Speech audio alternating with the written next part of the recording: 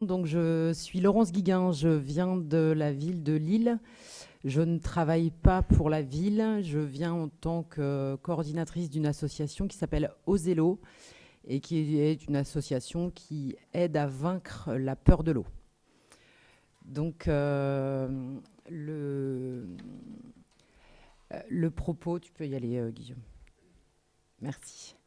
Alors, quelques mots. J'ai discuté avec quelques-uns d'entre vous sur les différents moments d'échange, aussi bien au petit déjeuner que là sur le temps de repas. Et de ce que je peux voir, beaucoup me parlent d'aquaphobie.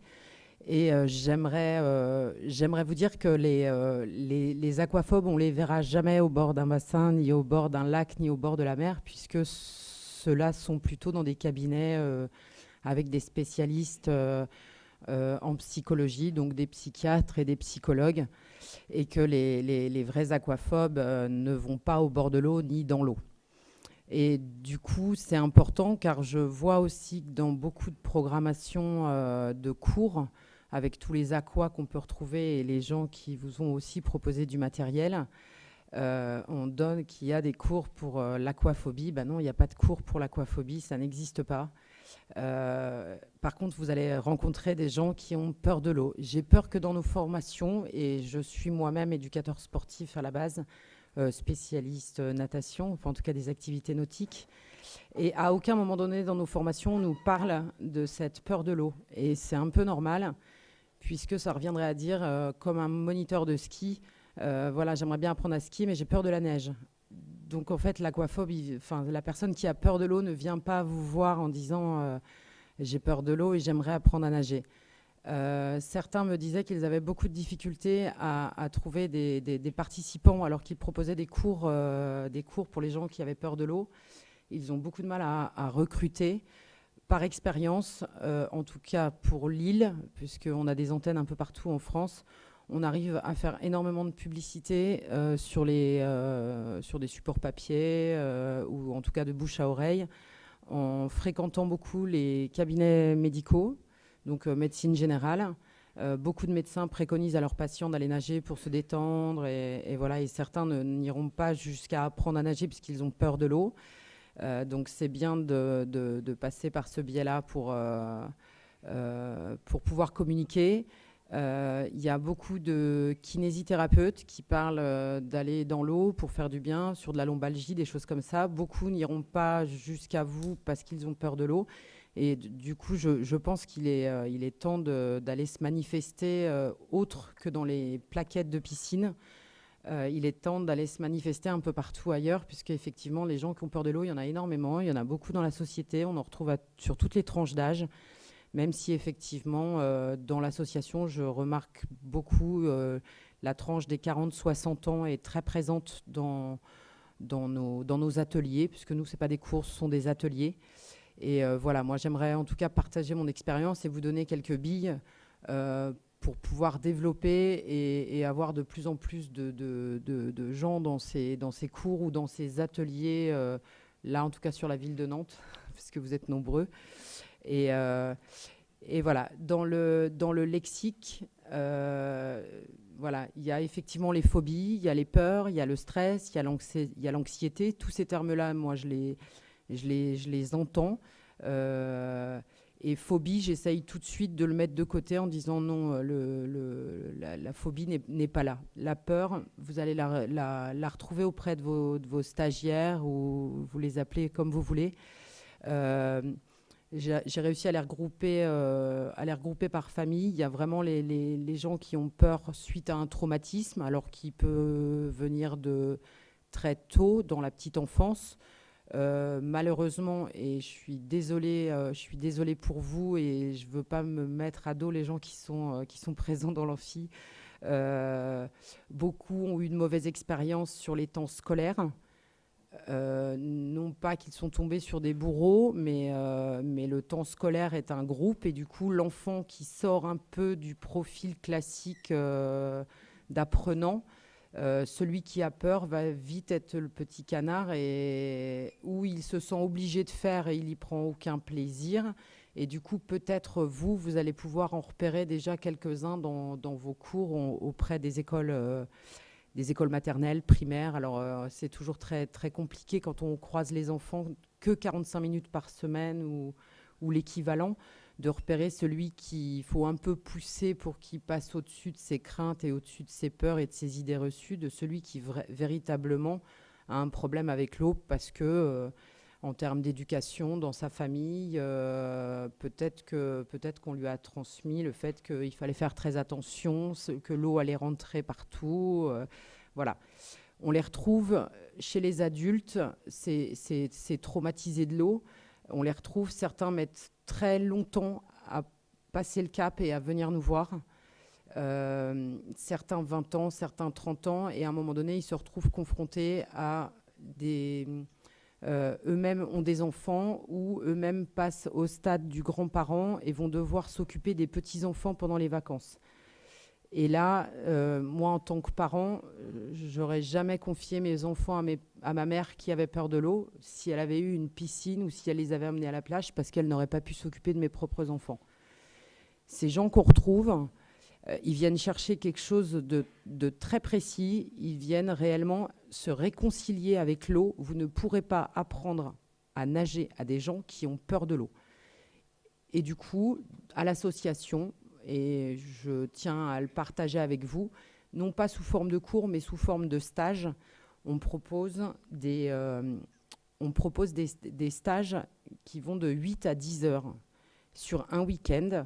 Et il faut ce temps qui est énorme, où il y a des temps dans l'eau, des temps d'échange à l'extérieur, pour essayer de pouvoir trouver les points d'accroche. Ce qu'on essaye de trouver chez tous ces gens qui viennent nous voir, c'est qu'ils savent tous faire quelque chose. Certains savent juste descendre dans le petit bassin à 90 cm et s'arrêter, se tenir au bord. Le simple fait d'aller marcher dans l'eau, c'est compliqué, c'est déstabilisant, tout ce que vous pouvez déjà connaître dans vos pratiques. Et certains, quelques-uns, savent nager, ils ont peur. Ils savent nager alors comme des belles araignées d'eau complètement au-dessus de l'eau et la tête en dehors et n'y prennent mais aucun plaisir. Et je pense que la force de l'association qui existe maintenant depuis près de 20 ans, c'est d'avoir su combiner avec des gens qui avaient peur de l'eau une pédagogie autour du plaisir d'être dans l'eau et d'apprendre le B à bas comme de mettre la bouche dans l'eau, le nez dans l'eau. On passe vraiment par des choses très basiques, on décortique vraiment tout.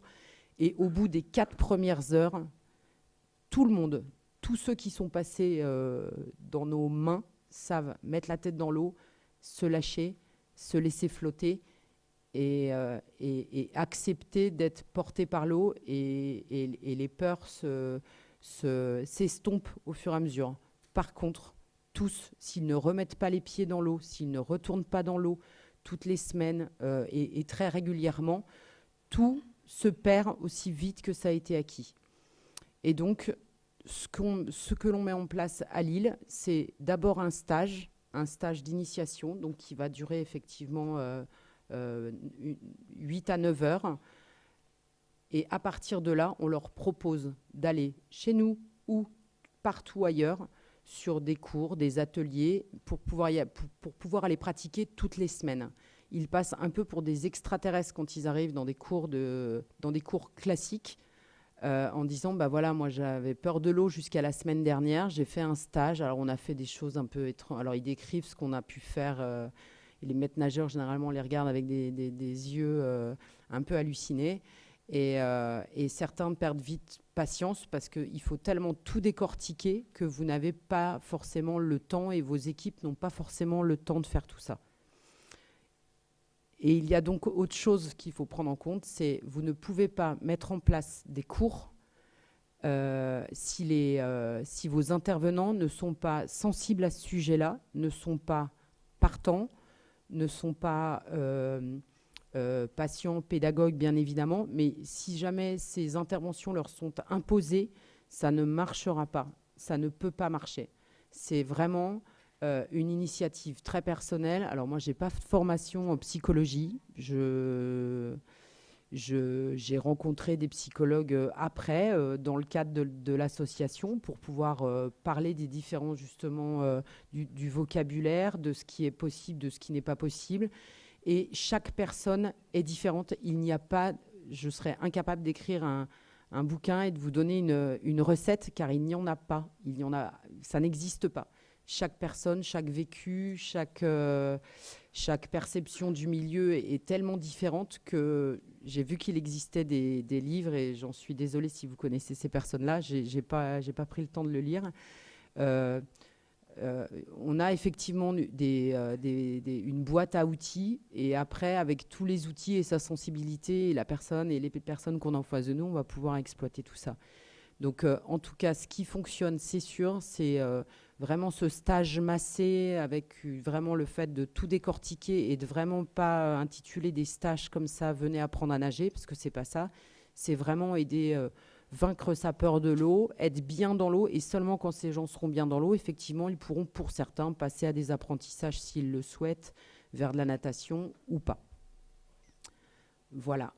Et j'attends de vous un maximum de questions. D'accord. Digérer, ça va bien se passer. Oui, il y en a une là-bas. Il y a le micro juste derrière, si vous voulez. Bonjour. Bonjour. Lors de vos ateliers, vous êtes donc vous, et entouré de quel personnel? Psychologue, donc vous avez dit. Non, Et alors, qui d'autre? une des antennes en France, je crois que c'est sur Lyon, il y a un professeur de PS qui est maître nageur et qui travaille avec une psychologue. Sauf que les gens qui viennent vous voir, si vous mettez un côté médical avec un psychologue ou un psychiatre, ils vont avoir l'impression d'être malades. Et je pense qu'ils sont pas tous prêts à affronter ce côté médical. Sur ces stages, nous prenons à peu près une vingtaine de stagiaires. On est au minimum 4 maîtres nageurs ou autres. Parce qu'on a aussi un membre, par exemple, qui est professeur des écoles, mais voilà, qui est dans l'association depuis quasiment sa création. Et on a également, donc on fait des petits groupes de 4-5 personnes avec un maître nageur. Donc, au moment du choix, pour faire les groupes, on fait un peu notre marché en essayant de regrouper les personnes plutôt sur ce qu'on voit, les gens qui sont juste debout, statiques, qui ne bougent pas, ceux qui peut-être déjà se déplacent un peu. Voilà, on essaye de les regrouper comme ça rapidement, visuellement. Et on a systématiquement dans chaque groupe un ancien stagiaire. Un ancien stagiaire. Alors, on a des dames qui sont, parce qu'elles sont très nombreuses, qui sont là, et du coup qui parlent exactement le même vocabulaire que les gens qui sont dans l'eau. On peut avoir rapidement des termes techniques, du vocabulaire un peu plus professionnel. On a beau essayer de décortiquer, de se mettre dans la peau des gens, bah, malheureusement, moi personnellement, j'ai jamais eu peur. Donc il y a des choses certainement que je peux pas ressentir, et du coup, ces ex peureux viennent et du coup nous aider tout au long de ces stages. Ensuite, les cours ou les ateliers se font exactement de la même façon. On est toujours dans l'eau, on n'est jamais sur le bord. On n'a jamais ce regard descendant, on est vraiment au même niveau que les gens. Comme on enchaîne un peu, c'est vrai on est plus en combinaison et pas eux. L'eau, au moment des stages, on la met, et là, je pense que Madame Migogno va me détester. Là, on privatise la piscine sur le stage. C'est un bassin de 25 mètres. On le privatise. Il y a un côté petit bain, un côté grand bain. On chauffe l'eau à 32 degrés. Alors là, par contre, on émet certainement aucune sueur par rapport à notre activité parce qu'on est très statique. Donc, on a besoin de cette décontraction musculaire qui est très importante. Les gens qui ont peur sont déjà très crispés, on va dire. Par contre, lors des ateliers où là, on est plus, pour ceux qui le souhaitent, on part vers de l'aisance aquatique et pour certains, de l'apprentissage. Là, on utilise la piscine comme elle est habituellement, c'est-à-dire à 28 degrés. Voilà. D'autres questions ?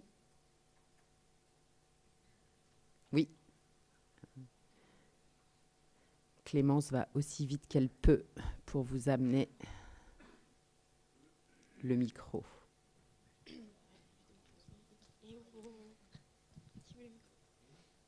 Ah, vous vous êtes fait doubler. C'est pas grave. Oui. Pardon, bonjour. Bonjour. Donc oui, le prêtre directeur d'un établissement de bain à Bordeaux. J'entends ce que vous dites et bon, je n'ai pas l'impression de découvrir des éléments nouveaux. J'ai l'impression qu'on parle d'une pédagogie qui s'applique à toute personne qui a une appréhension de l'eau et qui doit effectivement atteindre des étapes. Ouais. Quel est effectivement pour vous, alors aujourd'hui, le critère qui va permettre de considérer que votre travail est arrivé à son terme? Que j'ai bien compris qu'à un moment donné, les gens, une fois qu'ils sont passés entre vos mains, ils vont dans des établissements. Ils peuvent, en tout cas. Ils peuvent. Ouais. Quel est l'échange qu'il y a derrière éventuellement avec eux et quelle est véritablement la plus-value que vous apportez? Nous, il est évident que dans un établissement, pour une gestion, que vous venez de le signaler tout à l'heure, la difficulté, c'est de planifier ce type d'activité. Parce qu'on sait effectivement que c'est une activité qui est prenante, qui prend du temps, qui s'installe dans la durée, que aussi l'espace nécessaire, effectivement, n'est pas toujours disponible parce qu'il faut évoluer sur l'ensemble des espaces. Ouais. Donc, si vous voulez, aujourd'hui, à travers votre propos, comment nous, on peut le transposer chez nous, en dehors de l'association? Est-ce que c'est l'objet de votre intervention aujourd'hui? Et quel est le test, je termine là-dessus, quel est le test qui pour vous est concluant pour dire que la personne peut sortir du processus? Beaucoup de questions. C'est ça. Mais beaucoup de questions, mais voilà, en même temps, ça interpelle par rapport effectivement au sujet que vous nous présentez. Alors, il est évident que pour le montage d'un stage, et effectivement, au moment où je m'entends le dire, évidemment que c'est rempli de banalités et de choses que vous connaissez, que vous avez pointé du doigt. Sur un stage, vous ne pourrez pas, à mes yeux, faire un stage dans une piscine qui est ouverte à un autre public au moment du stage. Ça veut dire qu'il faut à un moment donné pouvoir totalement isoler. Alors là, nous, on a la chance de pouvoir bloquer une piscine pour faire ça sur un week-end. Je suis quasiment sûre, même si c'est très éprouvant pour les stagiaires, pourquoi pas de le faire sur une journée.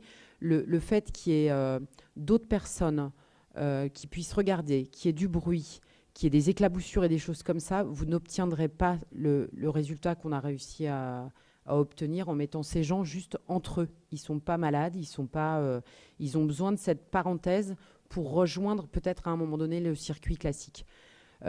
J'ai comptabilisé il y a pas si longtemps que ça, je pense que j'ai eu à peu près 1000 stagiaires, moi, depuis que je suis dans l'association, donc je ne suis pas là depuis la création.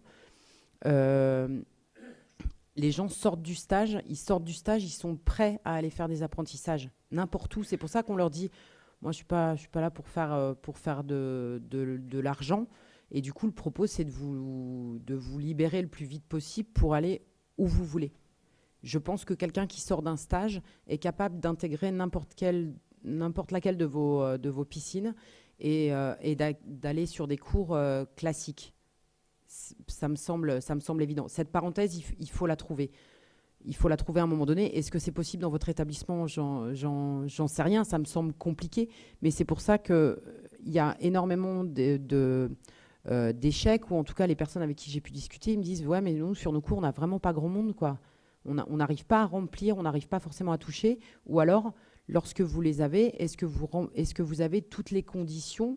Alors, au-delà de la personne physique qui va donner les cours et en quelle vous pouvez avoir toute votre confiance, mais est-ce que du coup les conditions sont remplies? Est-ce qu'il n'y a pas trop de bruit à côté? Est-ce qu'il n'y a pas trop de monde? Est-ce qu'il n'y a pas des gamins qui vont pouvoir communiquer dans le cours et être aux abords? Je pense que ces personnes ont besoin de cette parenthèse pour être rassurées par rapport à l'eau, et ensuite ils peuvent intégrer un apprentissage totalement classique.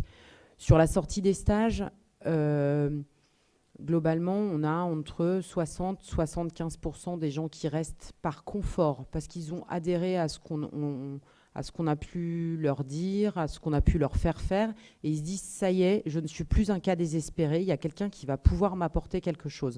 Mais je pense que je peux aller dans n'importe quelle autre piscine, je pense que tout le monde est tout à fait capable de faire la même chose.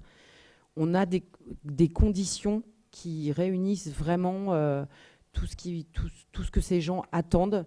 C'est-à-dire, on est dans l'eau. Est-ce que vous pouvez le faire dans les emplois du temps de vos intervenants et de vos maîtres nageurs? Est-ce qu'à un moment donné, sur une journée de 7 heures, vous allez pouvoir dire à un tel qui va aller 2 ou 3 heures dans l'eau, en plus de tous les cours d'animation qu'il a pu faire dans la matinée, à un moment donné, je pense que les maîtres nageurs sont moins disponibles. Et surtout, si on ne leur impose pas ça, et si on leur demande qui veut intégrer le projet, je pense qu'ils seront ils seront plus performants que si ça leur est imposé. J'ai travaillé 19 ans en piscine, hein, donc je vois tout à fait que quand c'est moi qui me faisais mon emploi du temps, je le créais à ma sauce, et si quelqu'un essayait de me l'imposer, j'étais de toute façon moins partante.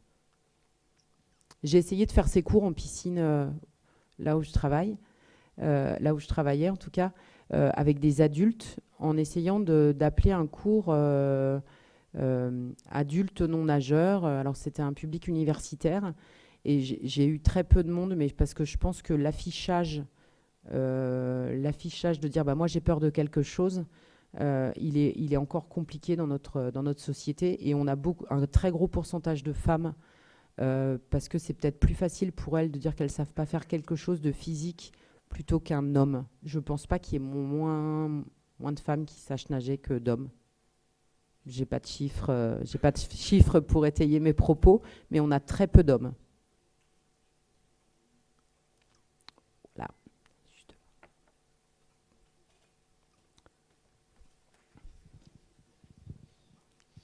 Bonjour. Bonjour. Du coup, on parle de termes. Je reviens sur le départ, la phobie. Du coup, il n'y a pas d'aquaphobe qui vit sur les bords de bassin. Les bords de bassin. Est-ce qu'on doit appeler le cours autrement, du coup? Est-ce qu'il y a un terme particulier? Parce que là, vous venez juste d'y revenir. En plus, vous avez essayé un cours avec un nom autre. Autre, ouais. Parce que dans la mémoire, dans l'esprit des gens, l'aquaphobie, ça reste comme le bébé nageur. Il n'y a pas de bébé qui nage, on va bien le dire. Exactement, et je pense que le fait de l'appeler aquaphobe, c'est aussi parce que les gens vont essayer de se retrouver tout simplement dans ce terme-là, sur le côté phobe, peur, c'est bien ce que ça veut dire. Et du coup, c'est pas une hérésie de l'appeler comme ça. C'est pas une hérésie de l'appeler comme ça. C'est pas ce que ça veut dire, mais en tout cas, dans le langage courant, les gens se définissent comme ça. Après, c'est à nous de leur expliquer mais on peut l'appeler comme ça.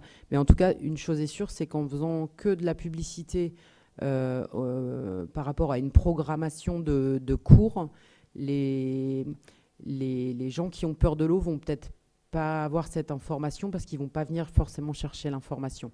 Et c'est vrai que les cabinets de rhumato, kiné, alors après, rhumato, je pensais jusqu'à il y a très peu de temps qu'on n'y voyait que des personnes âgées, c'est faux. Il n'y a pas que des personnes âgées chez les rhumatologues.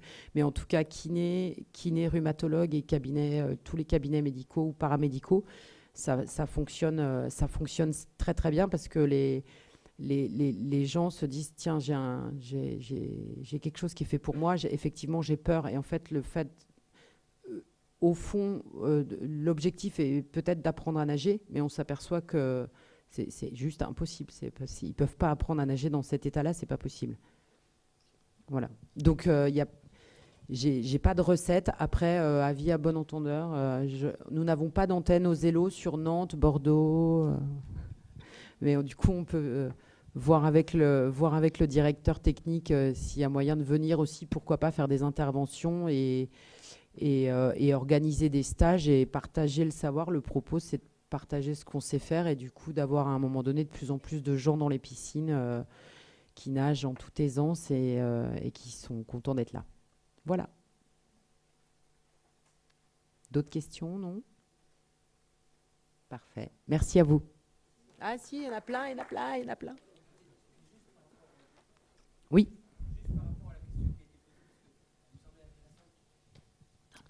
Mais on vous entend bien, Philippe. Merci.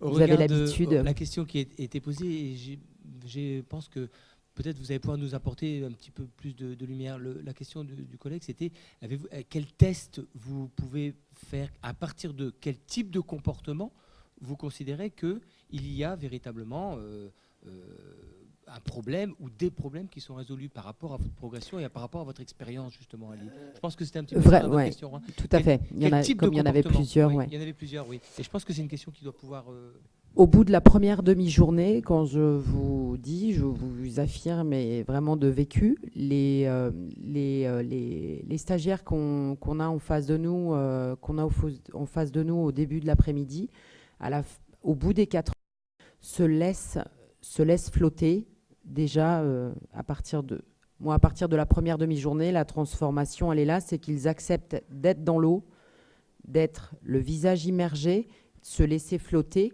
Et à partir de là, on récupère la trame que vous connaissez tous de l'apprentissage classique.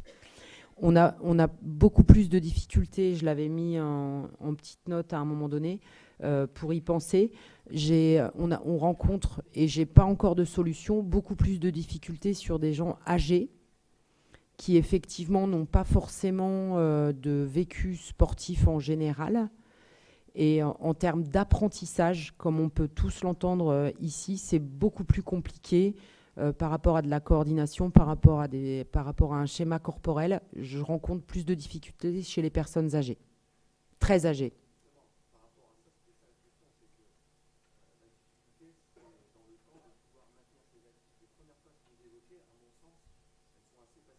Oui.